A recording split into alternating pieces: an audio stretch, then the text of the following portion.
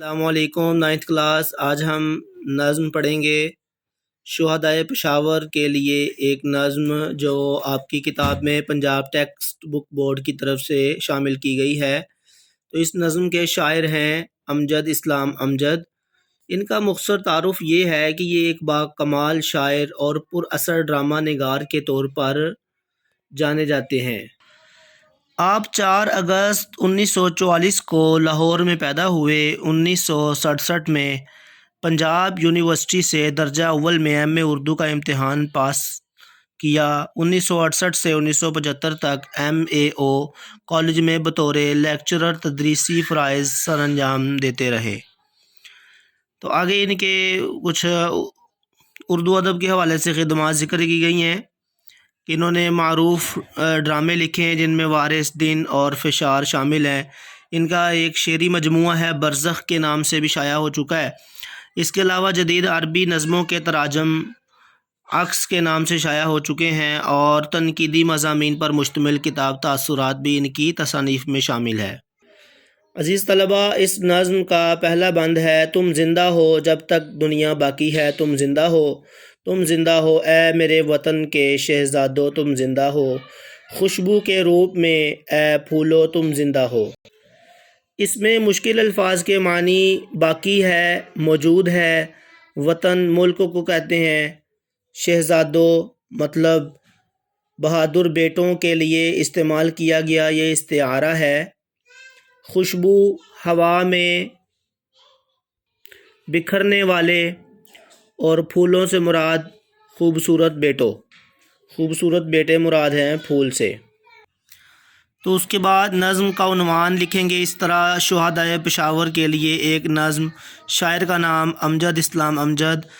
تو مفہوم اس طرح ہے: اے معصوم بچوں، وقت کے ظالم ترین دہشت گردوں کی گولیوں کا نشانہ بن کر شہادت پانے والو، تم قیامت تک زندہ ہو، تمہیں اب موت نہیں آئے گی، تم میرے وطن کے شہزادے اور اس چمن کے پھول ہو جس سے سارا چمن مہکتا ہے۔ تشریح کی ہیڈنگ دیں گے پھر۔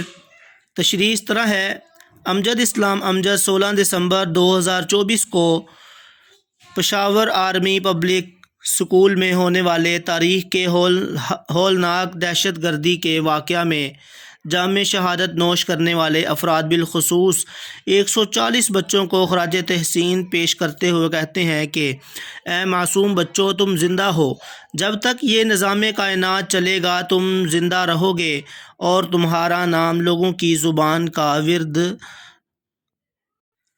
رہے گا، لوگوں کے دلوں میں تم زندہ رہو گے۔ ہر آنے والا 16 دسمبر تمہاری یادیں بن کر دہشت گردوں کے لیے یہ پیغام بن کر ابھرتا رہے گا کہ ان کے زخموں کو سہلاتا رہے گا، کیونکہ بجا فرمایا ہے شاعر ہمت میجر عمران رضا نے کہ میں ایسی قوم سے ہوں جس کے وہ بچوں سے ڈرتا ہے، بڑا دشمن بنا پھرتا ہے جو بچوں سے ڈرتا ہے۔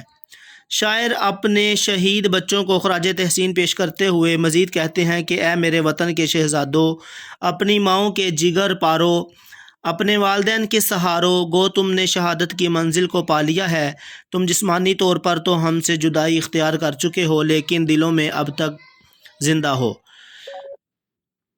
اب بھی دل کی دھڑکن بن کر ہماری سانسوں میں دوڑتے ہو۔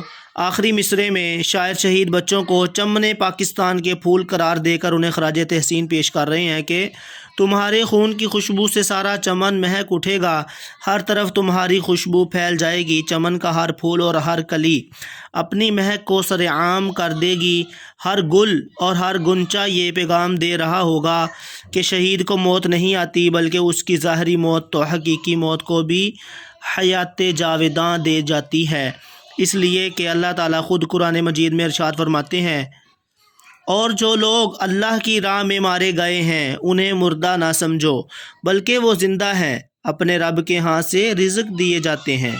سورہ آل عمران۔ تو بیٹا اس پہلے شعر کی تشریح اردو کی نیٹ کاپی پر لکھیں اور یاد کریں۔